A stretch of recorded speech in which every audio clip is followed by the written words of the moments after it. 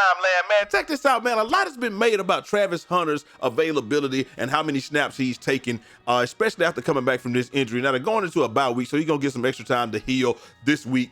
All the treatment in the world. They're going to be able to come out, regroup. But after the loss to Stanford, and we got to give Stanford credit, Ayamata credit. They came back 29-0 and won the game. And it's one of those things where it was just like fate got on, and then it's almost like, hey, you can't fight fate. They're just going to keep rolling and rolling and rolling until they get this W. And that's exactly what happened. But a lot of people after that question, should Travis Hunter be playing as much as he has been playing? And we're going to talk about all that in 1 second. But before we get started, make sure y'all like the video, comment y'all thoughts down below. Y'all know we're trying to go with this thing to the moon, Alice. And if nobody told y'all this today, y'all my brothers, my sisters, my family. Love each and every last one of y'all. Mars will be in the next video, by the way. That joker growing up, he's a big puppy now. But as it stands, this weekend, Travis Hunter play. I got my notes right here, my trusted dusty notes. Do y'all do stuff like this? I text my wife the notes that I want to go over sometimes to make sure I don't forget them if I'm in a place where I can't just keep them on my phone or whatever. Do y'all do that? Y'all text y'all husband or wife things and be like, I just texted it to you because I know I'll look at that. Because if I save it in the notes on my phone, I might not look at it, but I know I'm going to look at text from her. So that's why I do that. Y'all let me know if y'all do that. Anyway, 88 plays on offense, 69 plays on defense, man. So that's a lot of plays. And a lot of people had a lot of things to say about that, including former, is he former right now? Former NFL defensive tackle, Gerald McCoy. Yeah, he is a former right now. And this is what he had to say. He just said this, so this is what they had at JPA football, and they're saying true or false. Colorado should have Travis Hunter play just one position instead of two, so he doesn't get gas. If you agree, should they play wide receiver or DB? Now I'm gonna tell you what, I don't think he has to play just one. I think he can play both. Maybe got to limit the number of snaps or whatever. But this is what Gerald McCoy said. He says, I said it once and I'll say it again. Travis is playing entirely too many snaps. He either has to pick a side or cut back. One or two games, that's cool. But the practice plus games both ways of both sides of the ball. Nah, man, it's just too much. Can't maximize the athlete like that. And see what Gerald McCoy is saying, he's saying it on a different level. He's not saying that he's not able to do it and not able to do it at a high level. He's just saying that he doesn't feel like he's going to be able to maximize his potential and be the best that he could be at either one if you're playing both. So it's just like what they say with quarterbacks. If you got two, you really have none. So if you're playing two positions, he's saying that you can be good. You can be very good. You can even be elite at both, but he feels like he'll never be able to maximize his full potential at either if he's playing both. Now listen, we already know that Coach Prime played both, not only wide receiver and he started out as quarterback, but played DB and wide receiver and played some of that in the league. That's one of the reasons that he went to Dallas. Also, he played baseball, so he's the ultimate two-sport star, two-way player, all of that. But he definitely didn't play the number of snaps that Travis is playing both ways. Now, part of it is, you know, you gotta let Travis let his body know what's going on. His body has to let him know what's going on. But at the same time, you got to look at it from a different standpoint. We're gonna talk about the standpoint, the feeling that I have about it. But check it out, because if you need him to win, you got to put him out there. But I feel like they can win games losing him less. That's the side that I'm on. But I'm gonna give y'all what I think in 1 second. So hey, he says play both ways, just less, more at wide receiver. He's definitely an elite wide receiver. He's getting it done over there. He says when they was up 29-0, they should have kept him on defensive snaps only. I can see that right there.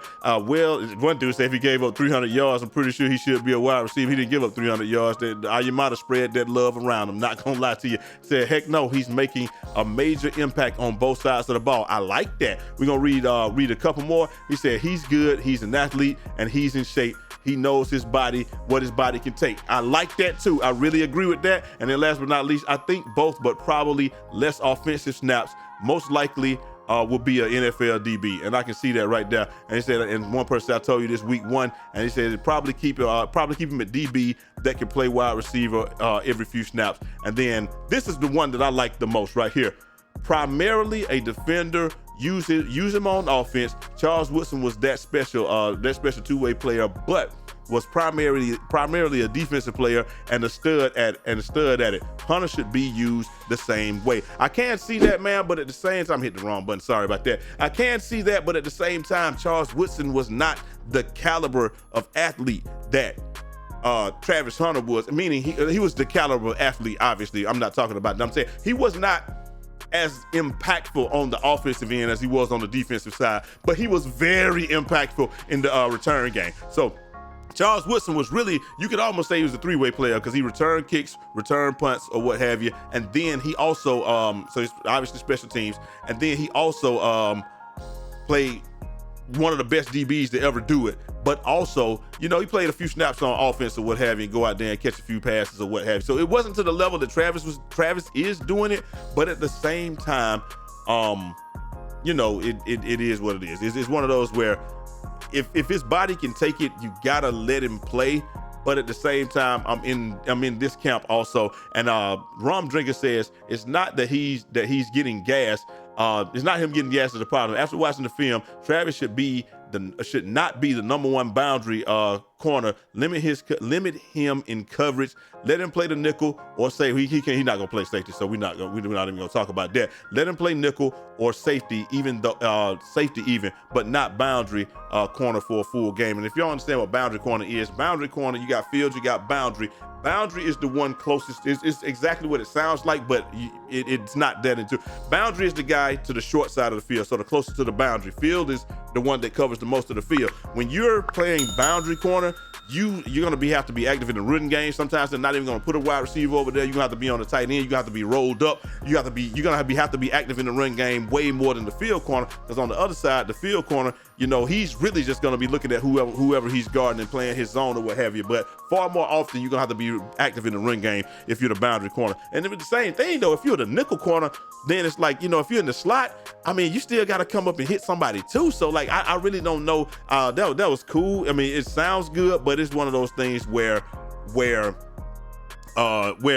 just don't know. Then we got Zay. He says this issue is the issue is he was obviously still hurt in the second half. He wasn't as physical and as he usually is, and it cost him and the team.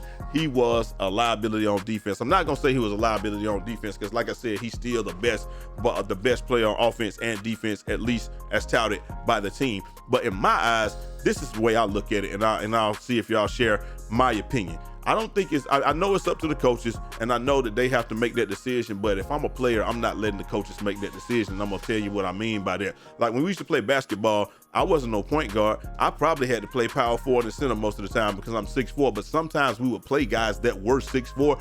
I know my point guard can't defend that guy. He can't defend the top of the zone. And he's a really good point guard, but he's not a two-way player. So I'm gonna step up and say, hey coach, I got him. Let Yari sit in the back.